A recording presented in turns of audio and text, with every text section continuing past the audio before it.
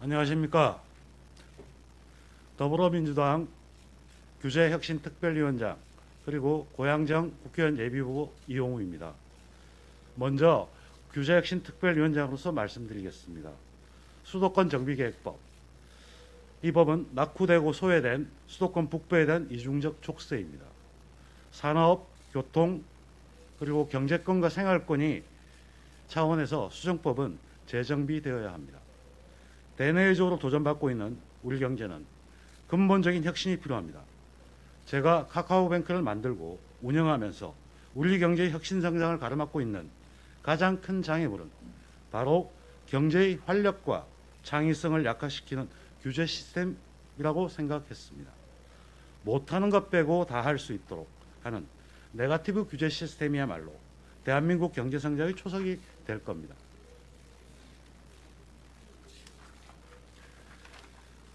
문재인 대통령께서 지난해 AI 인공지능 컨퍼런스에 참석하셔서 포괄적 네거티브 규제 전환을 약속하셨고 2017년 국무조정실에서는 포괄적 네거티브 규제 가이드라인을 발표했습니다. 규제혁신특별위원장으로서 민주당 21대 총선 공약인 신기술, 신산업 규제 네거티브 전환과 2024년까지 규제 자유특구 40개를 지정하겠다는 약속을 반드시 책임지고 이행하겠습니다. 수도권 정비계획법도 이제 전면적인 재정비를 논의 시작해야 될 때입니다. 도시별로 과밀억제구역, 성장관리권역, 자연보전권역 등 30년간 과거의 틀에 의해서 관리되고 있습니다. 그러나 새로운 도로가 뚫리고 주변 도시와 긴밀하게 연계되었음에도 불구하고 경제권과 생활권이 완결되지 않고 관리되는 틀은 더 이상 맞지 않는 옷이 되었습니다. 이제 과밀억제라는 내용을 유지하면서도 그 규제를 시대에 맞게 바꾸어야 합니다. 제가 출마하는 고양시 그리고 김한정 의원이 속한 남양주시 등은 수도권 정비계획부로 묶여 있어서 학교, 산업단지, 연수시설의 설립, 인허가 관련 모든 행위들이 제한되고 있습니다. 특히 경기 남부 예산 26조 원은 경기 북부 9조 원의 3배, 경기 남부의 지역 총생산 275조 원은 경기 북부 59조 원의 4.5배, 경기 남부 사업체의 57만 개는 경기 북부의 19만 개의 약 3배로 인프라가 잘 마련되고 수도권 남쪽에 비하면 낙후되고 소외된 수도권 북부의 수정법 그 자체는 이중적 족쇄라고 해도 과언이 아닙니다. 대한민국 상작 농력을 확충하기 위해 권역별 산업계, 광역 교통망 계획 등 생활권 및 경제권 차원에서 수정법을 새로운 관점에서 보아야 할 것입니다. 고양, 파주, 김포는 평화경제로 가는 길목이자 적경지역입니다. 경의선과 자유로가 북쪽으로 연결되면 북한을 거쳐 중국, 러시아, 유럽으로 이어지는 북방 통일경제의 중심지입니다. 세상이 변한 만큼 수도권 정비계획법도 시대의 변화에 맞게 변해야 합니다. 저 이용우는 김한정 의원 뜻을 같이 하는 우리 당 후보들과 함께 논의를 시작하겠습니다. 다음으로 추경에 관련한 말씀을 드리겠습니다. 무너지는 생계 현장에 비해 정부의 이번 추경은 매우 미흡합니다. 저소득층, 취약계층을 위한 직접 지원 지출 및 금융 보증을 대폭 확대해야 합니다.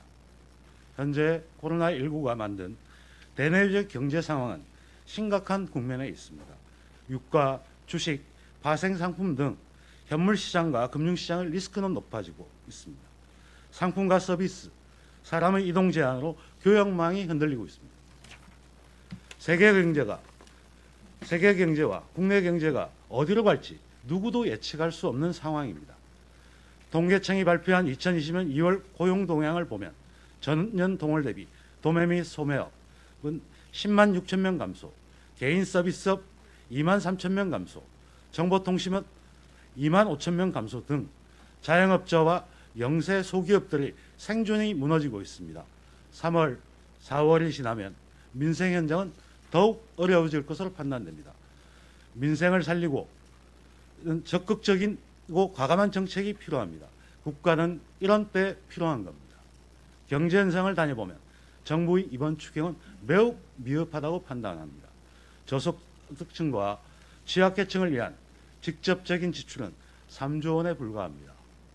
현장에서는 생존이 무너지고 있습니다. 정부는 이번 추경을 통해 저소득층의 생계를 직접 챙겨야 합니다. 수혜 대상도 확대하여 기초생활수급자 및 차상위 계층 200여만 가구, 일용직 노동자, 특수고용 노동자, 장애인 등에 대해서 직접 지출의 비용을 획기적으로 확대해 줄 것을 요구합니다. 이번 추경안에 포함된 자영업자, 소상공인 그리고 이들에 대한 금융지원도 결국은 이자를 붙여서 다시 해소하는 게 불가합니다.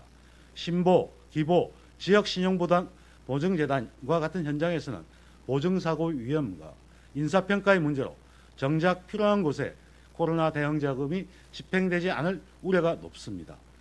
담당자들이 신용이 높은 기업을 우선으로 지원하는 현상이 일어나고 있고 적시에 적소에 자금을 지원할 수 있도록 현장에 맞는 정책을 다시 설계해야 합니다.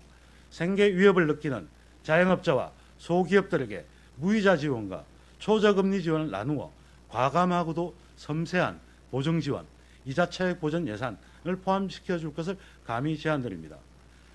21대 국회에서 민생과 경제를 살리기 위한 정치적 상상력과 혁신을 반드시 실현하겠습니다. 끝까지 경청해 주셔서 감사합니다.